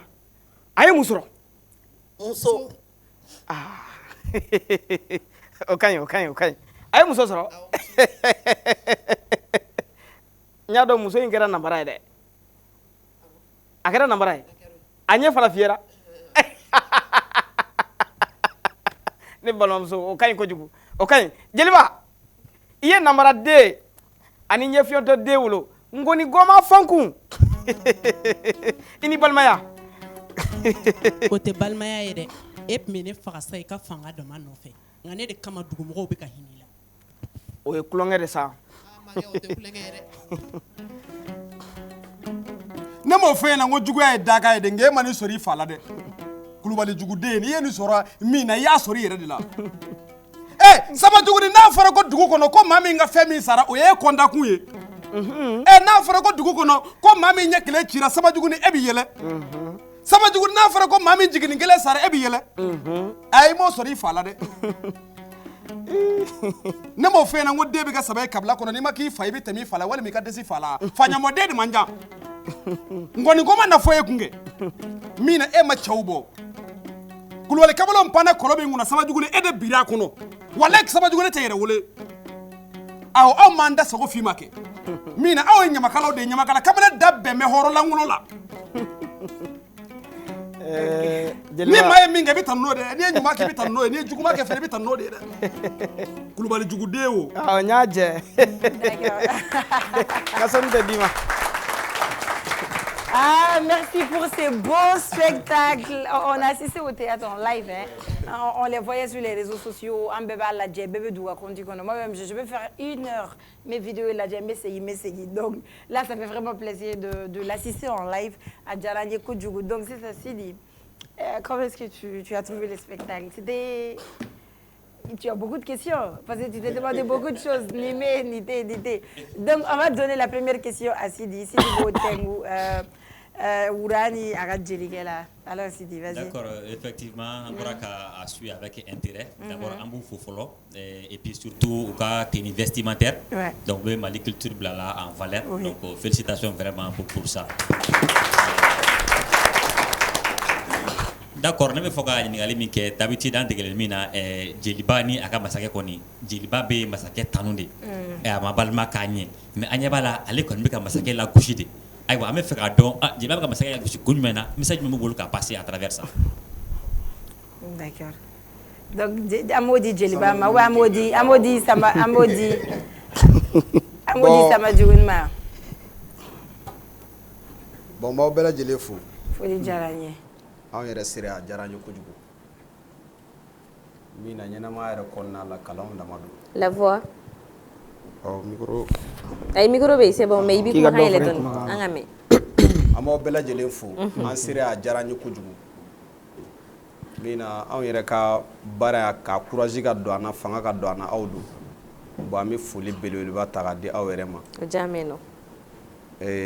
Kɔrɔfɔ filanan mun de la masakɛ tɔw ka jeliw b'u tanu mais ne bɛ n ta in muruja ne tɛ n bɛ ka kɛwale min kɛ aw kɔni ɲɛ b'o la an ɲɛ b'a la kɔni ala ni bɛ masakɛ ɲuman tanu i b'a tanu ni ɲumanya de an faw de m'o fɔ an ɲɛna bon n'i ye masakɛ tanu ni ɲumanya ye ni ɲuman don a bɛ barika don a ka ɲuman na hali bi quoi n'i ye masakɛ jugu tanu ni juguman don ni juguya ye n'i bɛ ka tanu n'o tɛ ka digi a la i b'a ta n'o juguya kelen de o la ne ni ka masakɛ ta ne b'a bɔrɔndɔ ka taa. Mais jeliba d'habitude société kɔnɔ a bɛ fɔ de ko jeliw de ye masakɛw ka conseiller ni hali masakɛ farira cogo cogo mɔgɔ bɛ se k'a fɔ ko bɔ nin sira in kan o jeliw de e t'i ka masakɛ bɔ a sira kan fo i bɛ a tɔ cɔrɔ ka taa fɛ est ce que o fana tɛ jeliw ka fiɲɛ ye dɔɔnin o la. O tɛ jeliw ka fiɲɛ ne dɛsɛra an ta in na de mais ne ta yɛrɛ juguyara jelikɛ de fɔlɔ ma. Bon, moi je vais répondre à cette question. Là, dans un premier temps, comme Djelibala, parce que c'est des choses qui viennent dans le cœur, quoi, en fait. Ne bɛ ka min kɛ jeliba la o de digilen don a la parce que an bɛ wagati min na sisan i k'a fɔ cɛ ye k'a ka a ta kɛ su fɛ mɔmɔli a muso mɔmɔli ye mais a kana dɔ in kɛ c'est vraiment difficile. Ya c'est à dire n ye jɔnw fana bila ka taa jeliba nɔfɛ u y'a gosi ka fɛn bɛɛ d'a kan c'est à dire o dusukasi min b'a la dɛ a bɛ fɛ ka a ta sara de parce que an ka fɔlɔfɔlɔ culture la jeli fana de tun bɛ se ka kuma goman fɔ a ka masakɛ parce que les gens n'ont pas compris jeliya yɛrɛ kɔrɔ ye jumɛn le premier noble c'est le griot le premier noble dans notre culture jeliya nana cogo di n ka jelikɛ dɔn an bɛ baro kɛ kojugu ni jeli caman fana bɛ baro kɛ parce que jeli yɛrɛ ye matigi ka terikɛ de i bɛ taa sɔrɔ e jɛngu filɛ nin ye i terimuso dɔ bɛ yen a bɛ tiɲɛ f'i ye très bien a bɛ digi la mais n'i taara i da i yɛrɛ b'a dɔn a ye min f'i ye a digili la donc o bɛ ne ni n ka jeliba ni ɲɔgɔn cɛ jeliya nana cogo di jeliya tun bɛ komi karisa terikɛ karisa ka ciden ka sɔrɔ a ka jɔn tɛ a ka foyi tɛ bon o masakɛ de tun bɛ jɔ ni jeli ka denbaya n'a ka fɛn bɛɛ lajɛlen donc ale b'a ka ci kɛ ale bilalen don a ka ci kɛ kama bon jeliw ka hakɛ to delili tun tɛ ouais ne yɛrɛ y'o fɔ ka caya voilà donc c'est de là an ka film in concept kɔnɔna na min kɛra jeliba la dɛ o de digilen don ale la sinon mɔgɔ caman bɛ dugu in kɔnɔ a digilen don la mais olu tɛ se k'a fɔ n'olu y'a fɔ dɔrɔn ne b'u dafara mais jeliba de bɛ se k'a fɔ fɛn min b'a dusukun na a b'a fɔ piya aw b'a ye film kɔnɔna na ne yɛrɛ bɛ yɛlɛ a la n bɛ yɛlɛ n bɛ mot kɛ bɔ a la parce que moi-même dans ma tête n b'a dɔn ko in digilen don ale la ale bɛ ka fɛn de bɔ ne la o de fana ka di voilà mais c'est ça parce que Samba Djuguni son histoire c'est quoi c'est quelqu'un qui n'aime pas le bonheur des autres voilà lui il n'aime pas le bonheur des autres moi je veux savoir ouais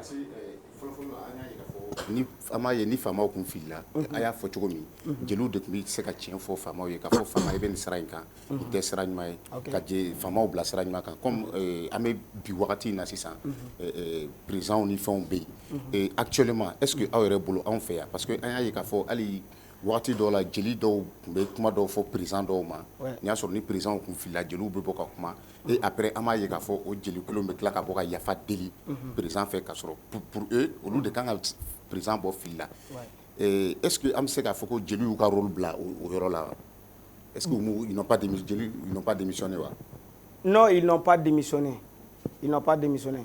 parce que n bɛ jeli kuntigiw bɛɛ lajɛlen fo n bɛ n ka jelikɛ Bakari Dante donc n b'a fɔ kosɛbɛ bon n tɛ bɛrɛ dɔn jeliya la mais n bɛ taa ni kuma taabolo ye an ka jeliya yɛrɛ bɔ a la kuma ye tako saba de tako saba cogo di on dit couleur de bɛ kuma la rouge bɛ yen jaune bɛ yen vert bɛ yen rouge ye kuma sugu jumɛn kuma min bɛ digi mɔgɔ la i y'a faamu donc jaune ye jumɛn o ye kuma sumalen min bi i dɔn kosɛbɛ a bɛ digi la quoi en fait donc mais u fila kɛcogo tɛ kelen ye mais le dernier en fait c'est quoi o ye kuma ye kuma min bɛ mɔgɔ tanu fɔlɔ k'i tanu k'i ka fiɲɛ yiri la ka sɔrɔ a m'i tɔɔrɔ nka n'i taara i da i b'a ye par exemple ne bɛ se ka a fɔ Makan ma k'an to an ka plateau kan lui c'est mon cadreur Makan bon a ye plan dɔ ta ne kana dɔrɔn ka ci a bolo jama la ni ye mun molobaliya ye ka ci a bolo k'a nɛni a bɛ taa bon c'est à dire a bɛ digi a la ça lui fait mal mais n bɛ se ka ye effort min kɛ ka baara fitinin min kɛ n b'a tanu ni o ye ka sɔrɔ k'a conseiller bon ni fara kan bon je sais pas n'a sɔrɔ n'o o de jeliw jɛ wa ou bien n'o de m'u jɛ sinon jeliw b'u ka baara la. est-ce que d'une part aussi parce que famaw t'u lamɛn de est-ce que o de t'a bila u ka bɔ ka kuma fariya k'a f'u ma wa est-ce que o de fana tɛ wa. Bon, j'ai pas parce que ni mɔgɔ ye ɲuman kɛ ko ɲuman ni juguman de don quelqu'un quand tu fais du bien c'est du bien quand tu fais du mal c'est du mal bon est-ce que jeliw kan ka accuser o la k'a fɔ ko u ye famaw bɔ. Bon pour moi quand même pour moi n ye culture min sɔrɔ n ye éducation min sɔrɔ dans ma famille je suis pas griot n ye éducation min sɔrɔ école la ani n ye éducation min sɔrɔ n tɔɲɔgɔn na donc hali ni jeli kuma ni ma parce que jeliya kɔrɔ ka dun dɛ n tɛ jeliya dɔn dɛ jeliya kɔrɔ ka dun i tɛ jeli foyi ye k'a fɔ k'a bɛna a b'i nɛni directement donc jeli bɛ se ka fɛn bɛɛ f'i ma a man c'est à dire hali n'a y'i tɔɔrɔ i man kan tɛ ka yira kɛnɛ kan parce que a fɔbaga de y'a f'i ye ale de kan k'a f'i ye ni i bɛ se ka min fara kan ne ka jelikɛ. a bon ne tɛ se ka kɔrɔfɔ wɛrɛ fara kan an ka fɔlɔ-fɔlɔ jeliya tabiyaw la n'i y'a ta k'a jateminɛ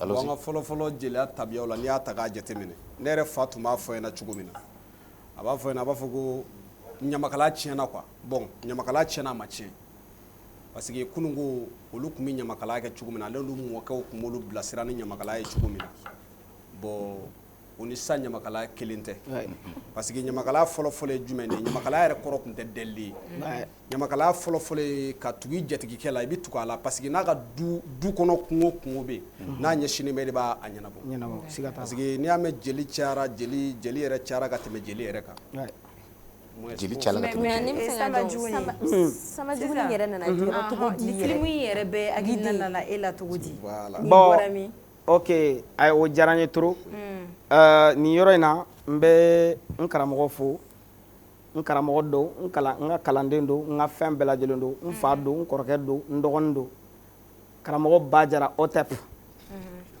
voilà karamɔgɔ Bajara voilà i dansogo i ni ko voilà karamɔgɔ Bajara ne ni karamɔgɔ Bajara de jɛra ka nin film in concept kɛ ɲɔgɔn fɛ voilà ale a sigilen filɛ nin ye Arasaman bon lui il est très talentueux il a de l'esprit au niveau des créations et puis en fait le film là on n'a pas écrit hein ouais on a fait à base de l'improvisation non en fait nous on ne travaille pas comme ça d'habitude on écrit notre scénario on part dans le village avec l'autorisation avec du chef du village ou bien un jatigi. Donc de là, au Konana, on a un film tourné. Mais ce de là, on serait un baraque très généralement. Ne dia fait ngo Bajara. Ça dit, ne be demsonu ye ka jouer potion mina. Ça dit à jouer chuko tenechi. C'est comme si haruka kuma fo chuko atenchi kosobe. Abia à Klobena. Ça dit ou ka jouer potion tenchi parce que d'habitude ne était joué un film là, ne be demsonu de bla jouer. Mais Bajara, essayons de créer quelque chose. Il faut que jouer ka juguya yɛrɛ k'a yira quoi. Parce que an b'a jateminɛ ani fɛn o fɛn bɛ baara kɛ ɲɔgɔn fɛ n'i ye juguya rôle d'u ma dɔrɔn b'a fɔ wala i bɛna n mangoya dɛ i bɛna kɛ tan alors que u tɛ a sensi dɔn. En fait Samba Juguni yɛrɛ nana an minnu bɛ baara kɛ dɛ ka anw yɛrɛ la sensibiliser ka anw kalan. Donc c'est de là n gɛrɛla Bajara la o y'a sɔrɔ an bɛɛ bɛ tournage la ne ni ale ani Adama Sidibe ani équipe tɔ créé à Koko y a pas de souci que pourquoi pas Samba Juguni go les noms là les noms Juguni là j'aime ça essayons de créer donc on dirait qu'à créer et puis à basique donc au yoro là on a joué bella Jeliba min filɛ nin ye an tun bɛ jeliya rôle de d'a ma mais nin na Samba Juguni ne y'a fɔ Bajara n ko an ka nin kɛ Jeliba ye donc Jeliba nana cira Bajara bolo ayi ne tɛ se ka tuma bɛ jeliya rôle hali a ka rôle wɛrɛ di yan Bajara ko ma ko n terikɛ i ni gɛnkurunin bɛ ka nin min kɛ tan n'aw y'a kɛ bilayi a bɛ bezi kɛ a y'a fɔ tan il a dit il est là Bajara tu peux venir s'il vous plaît. Mais jeli yɛrɛ tɛ yan. Jeli yɛrɛ ouais ne jeli yɛrɛ de. Bajara non venez avec les chaussures ici je ne kɛrɛfɛ yan dɔrɔn. Ne bɛ fɛ ka dɔn aw bɛ fɛ ka message jumɛn de passer à travers ce théâtre là. Aw bɛ fɛ ka message jumɛn de fɔ mɔgɔw ɲɛna k'a yira mɔgɔw la voilà société là. Ouais ka message yira société là. Donc dans un premier temps ça c'est la valorisation de notre culture. Ouais. Ani l'éducation en fait. Parce que le nom Samba Juguni, ça existe dans notre famille. Abanga du kono, abanga dugu kono, abanga jamana kono, wa abe jamana kono wɛrɛ fana la. Abe fan bɛɛ lajɛlen. C'est à dire k'a yira mɔgɔw la juguya yɛrɛ de man ɲi. Parce que film in na an y'a bɛɛ tourner mais aw bɛna a épisode sɔrɔ Samba Juguni bɛna laban cogo di? Comment il va devenir? Parce que c'est ça l'art en fait. L'art n'a pas besoin de faire des choses conneries. Bon, je m'excuse auprès des artistes parce que nous avons un plateau là, RHSM Buzz. Bon, j'ai dit j'ai dit des propos que je suis prêt à m'excuser devant les artistes, les humoristes, on est tous les mêmes. Donc, comment est-ce yeah.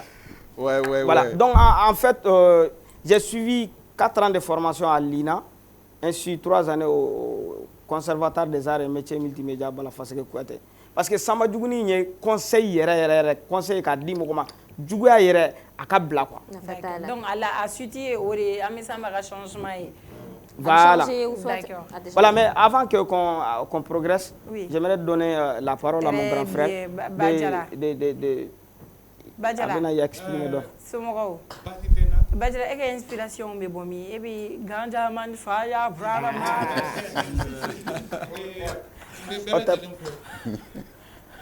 Même Mandinga, Bella Jelenko, Erenungo, Télé, Barakala, Bella Jelenko. Ani M7. Ani M7. Bella Jelenko. Et me inspiré Togo de Ranga, Neka Famba et mi, me inspiré Kunun de la Kodu. Kunun. Badjara, micro grade à la doni. Voilà, Kunun oyente dore. Et ni mɔgɔ mɔgɔ ɲɛnamaya kɔnɔ i bɔra kɔlɔ dɔ de la ka se i yɛrɛ ma maa bɛɛ i dɔ wɛrɛ fana bɛɛ anw bɛnbaw taabolo kun de ye ko an ka ɲuman kɛ ka ɲuman fɔ ko ka juguman latɔn bi anw y'a ye anw bɛ kan ka taa sira minnu kan an bɛɛ bɛ kan ka taa sira min kan i n'a fɔ an tiyatiribɔla bɛɛ bɛ kan ka taa sira min kan jarabiw ni furu ni sinaya ninnu an bɛɛ bɛ kan ka taa o de kan ka sɔrɔ sira wɛrɛw bɛ yen an bɛ se ka taa o fɛ ka a yira mɔgɔw la nin man kan ka kɛ n'i ye fɛn o fɛn kɛtɔ ye tiyatiri la k'a yira mɔgɔw la a bɛ kan ka yira de ko aw kana nin kɛ nka na anw m'a kɛ k'a yira fana a tɛ dɔn k'a fɔ ko anw kan b'a la ko a kana kɛ a tɛ dɔ wɛrɛ kɔ dɛ an ka jugu an bi ma an ka jugu an ka dan sigi juguya la voilà a b'o dɔrɔn de nɔfɛ nka anw ka théâtre yira cogo la i tɛ se k'a yira n'i ma yɛlɛko ni fɛnw don a kɔrɔ ani kuma minnu bɛ mɔgɔw sɔgɔ i k'olu don a kɔnɔ n'i m'olu kɛ dɔrɔn i mago bɛ a ka ye cogo min na a tɛ ye ten tɔw bɛ ye ka tɛmɛ cogo min a fana bɛ ye ka tɛmɛ ten voilà o de y'a to anw ye danfara kɛ Samba Juguni a dɔnnen don tɔgɔ la voilà nka ko minnu ni ko minnu b'a kɔnɔ an jɛra k'o baara de walasa a bɛ diya cogo min na o ye an bɛɛ lajɛlen ka voilà bon sans lui couper la parole vous allez voir Samba Juguni ka film kɔnɔna na le roi Samba Juguni a bɛ nɛni kɛ kojugu voilà justement voilà awɔ voilà o fana dabɔra kama de merci a dabɔ kun fana tɛ k'a fɔ ko anw ye mɔgɔ molobali ou bien an ma mara o tɛ merci anw mago de b'a la anw bɛna min fɔ a ka lamɛn anw fɛ yan ni i bɛ fɛ ka mɔgɔ sɔrɔ dɔrɔn i b'a ladimi de fɔlɔ o la a b'i lamɛn o ye anw ka taabolo ye sisan quoi nka n'i nana mɔgɔ minnu minɛ i bɛ kan min fɔ a ye ni m'i janto a b'a filɛ kulonkɛ de anw dun bɛ kan k'an sɔbɛ de yira aw m'a ye wa donc anw sɔbɛ de yira tɔla don donc sɔbɛ kɔnɔ fo i k'a yira fana de n'i m'a yira a tɛ faamu Samba Juguni e bɛ kan ka lagosi i y'a dɔn i bɛ kan ka fila de kɛ i bɛ kan k'i ɲɛ kumu i bɛ kan ka nisɔndiya voilà i bɛ kan k'i ɲɛ kumu i bɛ kan ka nisɔndiya nka min bɛ kan k'a f'i ye o ye jeli de ye o de fana kan k'a fɔ i tɛ se k'a faga o i tɛ se k'a faga voilà ɲiniko ye nin dɔrɔn de ye ka fɛn dɔw yira an ka société kɔnɔ k'a fɔ k'u tɛmɛna an ɲinɛna kɔ an ka segin u ma u b'an ka maaya dilan bi kununko ko ni bi kow tɛ kelen voilà Voilà, Samba Juguni, une fois question de poser, un groupe qui est il n'a qu'un conservatoire. C'est-à-dire un groupe qui considère tout est-ce qu'il y a camarades d'école de dos ou bien il y a un choisi dans la rue ou une question folle. Flana avec un cinéma mécanique, cinéma tita Moussakako. Oui. À Moussakako, tu peux d'abord avoir de Kobi et de ma voix de Baoula. Ok. Voilà, il y a une question folle. Mais Barake Chogodi, n'est-ce pas? Si je ne me trompe pas. Parce que bon, né mon premier, ni ne ma femme ben ni ngalike. Donc il y a fort pour que ma femme chogam. Parce que j'ai été éduqué ainsi. Vous considérez tout le monde. Voilà. Et moi, de nature, académique comme moi de formé. Sinon j'ai des amis, un collègue ni munu est classique et nous fait. Am se ni film ou ke kata foyoromi. Mais académique a demseni formé ar konana. C'est-à-dire une formation mise sur l'école école sola qu'on y a dit donc groupe est considéré à thé dans un premier temps ni dessous de Adam dessous bon un film chama que nous fait nafolo ya bon ale tun tɛ se kasi la mais ni technique dɔ k'a la hali sisan n'an y'a kɛ sisan a bɛ kasi voilà c'est comme ça c'est donc i n'a kɛ foyi mais non i y'u formé u si fɛn o fɛn filɛ nin ye a si ma i n'a kɛ mais n'i ko ko dɔ kana kasiya sa a bɛ kasi e yɛrɛ b'a deli donc o ye ne ka fierté de ka n ye formation min sɔrɔ ekɔliso la k'o di mɔgɔw ma voilà k'o partager a ka dɔn k'a fɔ nin ye li ka kalandenw ye nin ye Genguruni ka kalandenw ye nin ye Sanbajuguni ka kalandenw ye c'est ça le but en fait. Bon Musaka ko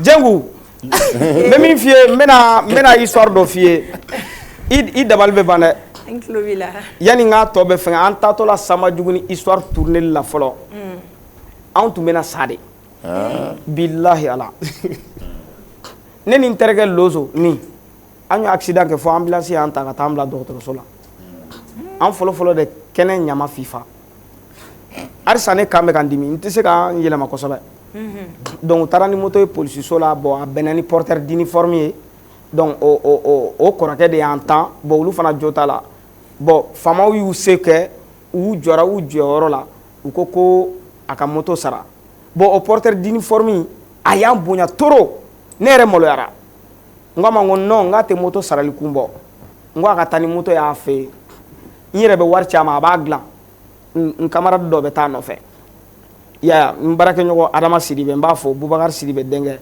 ale taara moto minɛ ka na tu vois o kɔnɔna na an ka ni petini Bedi ye où voilà Bedi so ni c'est à dire ale fana bɛ ka caméra dege bon a bɛ fɛ ka jouer d'acteur ni fɛn ninnu fana dege bon a ko ne ma k'a bɛ fɛ ka sɔrɔsiya concours kɛ ou bien gardi voilà k'a bɛ fɛ k'o concours kɛ n ko ma mais non fallait rester à la maison i bɛ to so n'a sera i b'i ka fɛn kɛ n'i tilala i bɛ na a ko non k'ale bɛ na n'a don sera ale bɛ taa ala y'a kɛ dɔrɔn u balila ka cu a kan ko k'a kan ka taa bi an bɛɛ jɔrɔ la an terikɛ dɔ yɛrɛ ko a ma ko ko bɛɛ di ɲɛ ma ɲi ni bɔgɔ kɛra kelen na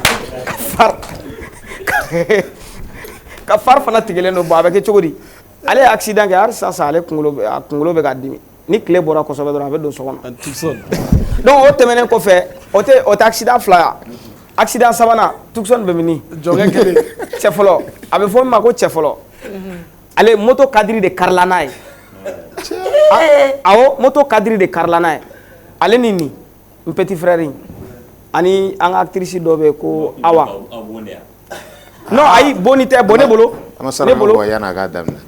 bolo c'est à dire ala latigɛ de don bon ne bolo fana bon action min y'an sɔrɔ ɲɛtaga b'a la quoi o de y'a to nin ko ma k'an ka taa so n ko non on va continuer parce que j'ai été éduqué ainsi d'accord i m'a ye donc an ka musaka ko filɛ nin ye a bɛɛ bɛ bɔ an yɛrɛ de kun a bɛɛ bɛ bɔ an yɛrɛ kun cogo di parce que moi je suis quelqu'un ne ye fila ye mais bamanan jogo bɛ ne la dɛ ne bɛ fɛn bɛɛ fɔ panparapa u yɛrɛ sigilen filɛ nin ye an bɛ film min kɛ a bɛ bila YouTube kan a bɛ wari de sɔrɔ dɛ nka a bɛ mɔgɔw kɔnɔ a bɛ wari min sɔrɔ a t'o sɔrɔ dɛ parce que tournage gansan Jengu b'a kalama i ka tournage dɔrɔn kɛ i bɛ c'est à dire i bɛ wari min bɔ c'est trop même an bɔra tournage la kɔsa in na Sanbajuguni tɔ tourneli la c'est à dire juru bɛ ne la 85 000 mais personne ne sait bilahi ala 85 000 a juru bɛ ne la Bajara sɛ tournage an bɛ tournage kɛ position min na bon ani dugumɔgɔw kelen-kelenninw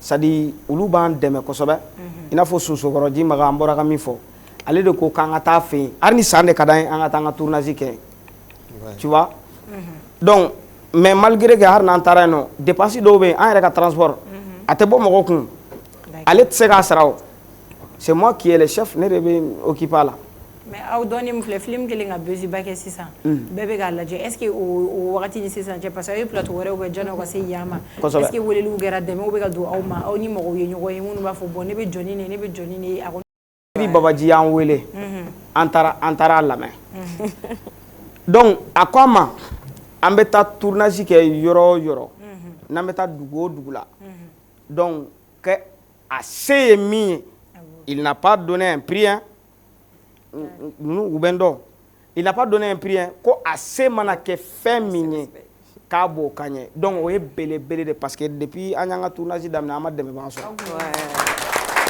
o ye belebele de Voilà. Mais c'est Bon, ça. à part lui, bon, ama dɛmɛbaga wɛrɛ sɔrɔ. D'accord. Ya, mais n bɛ dɛmɛbaga min fo, o ye n ka karamɔgɔ Umar Ɲafo.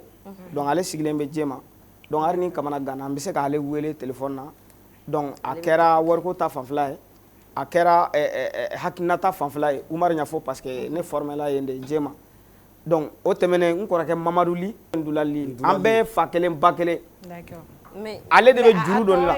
An bɛ Samba Juguni tɔ sɔrɔ wagati jumɛn? Samba Juguni tɔ bɛ sɔrɔ sini samedi à 16h sur Gengouruni officiel. Samba Juguni bɛ bila. Awɔ. Mais sisan aw ka laɲini ye jumɛn ye? Aw mago bɛ dɛmɛ jumɛn la walasa ka film tɔ financer? Oh, a y'a fɔ. An kɔni an mago bɛ dɛmɛ min na, an ka dɛmɛ ye fila de. Jengu de don. Wallahi je t'aime, I love you. Wallahi. Non, à partir d'aujourd'hui, n b'i fɛ kojugu. Sinon c'est pas ne yɛrɛ dɔrɔn tɛ. N ka kalandenw. Ninnu fɛn o fɛn nana na cogo min na sisan, Ala kelen de b'a dɔn. Wallahi.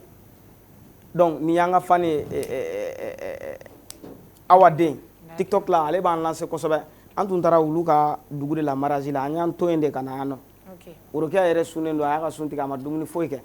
Donc là, ne ka kalandenw, a ka di ne ye dɛmɛbaga o dɛmɛbaga n'i bɛna dɛmɛ min kɛ, k'a kɛ Ala n'a kira kosɔn. A kana kɛ ne ye dɛ. Hali n'aw bɛ Jengu wele, an b'an ka numéro to Jengu bolo. U ka ne ka kalandenw dɛmɛ hali n'a kɛra moto ye k'a di u kelen kelenna ma. Ni ne sera k'o mɔgɔ sɔrɔ, cɛ a bɛ diya ne ye. Ka bolimafɛn d'u ma. Parce que jama ka ca, i tɛ se. Donc gɛlɛya bɛ yen. Sinon ni moyen bɛɛ sɔrɔ la, i bɛ Samba Juguni min kɛ a bɛ diya wa i bɛ tila ka fɛn wɛrɛw yira an na min tɛ nin ye. Ayi filimu bɛ yen min ka jugu ni Samba Juguni ye. N'Ala ni kira sɔnna ma. Mais i ye numéro kuma fɔ, an bɛ se ka numéro sɔrɔ wa? Si. Ok. Numéro ye 77 36 10 32. 32. Walima Malitel 66 38 42 38. 38. Oui. Donc ni mɔgɔ min bɛ fɛ ka la sɔrɔ 77 36 10 32 66 38 42 38. Donc Gengouruni i bɛ kuma kuncɛ kuma di i n'i ka mɔgɔw ma. Voilà, n bɛ kuma kuncɛ kuma min di, n bɛ M7 baarakɛla bɛɛ lajɛlen fo, ka Renouveau baarakɛla bɛɛ lajɛlen fo, k'an fa ni n ba fo, k'an kɔrɔ ni n dɔgɔ fo, k'an ka maakɔrɔsiw fo, k'an baarakɛɲɔgɔnw fo, ka segin k'an baarakɛɲɔgɔnw fo, ka segin k'an ka denmisɛnninw fo. N baarakɛɲɔgɔnw n'i y'a mɛn Samba Juguni bi bi in na, olu de don dɛ. N'olu tun tɛ a tun tɛ taa ɲɛfɛ dɛ. Mais n bɛ segin a kan comme d'habitude n b'a fɔ aw ye baara n'a position de don. C'est à dire aw kana ban rôle la. Hali bi n bɛ segin a kan plateau la yan, aw kana ban rôle la. A kɛra juguya ye o, a kɛra farinya ye o, kana ba i t'a dɔn n'i ka hɛrɛ b'a la. Nin tun ye kalan de k'a yira aw yɛrɛ la. Kalan de don k'a yira aw yɛrɛ la. Kalan de don dɛ. Donc aw kana ban rôle la. Je suis vraiment fier de vous. Je suis vraiment fier de vous.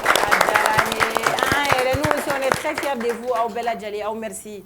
A y'an ka wele jaabi, a diyara n ye kojugu. N'Ala sɔnna an bɛ ɲɔgɔn bolo. Donc ni dɛmɛ minnu ni fɛn, an fɛnɛ bɛ a ɲini an layɛbagaw fɛ minnu bɛ M7 lajɛ. U bɛ se ka dɛmɛ o fɛn fɛn kɛ ka ninnu accompagner, il le mérite. A y'o dɛmɛ kɛ u la. Donc contact bɛ yan nɔ, an bɛ tila ka contact bila. Aw yɛrɛ ni ce, aw ni baraji, aw nana an ka wele jaabi, a diyara n ye kojugu.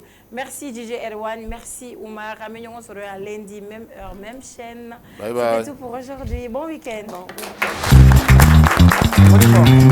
Jengu fasa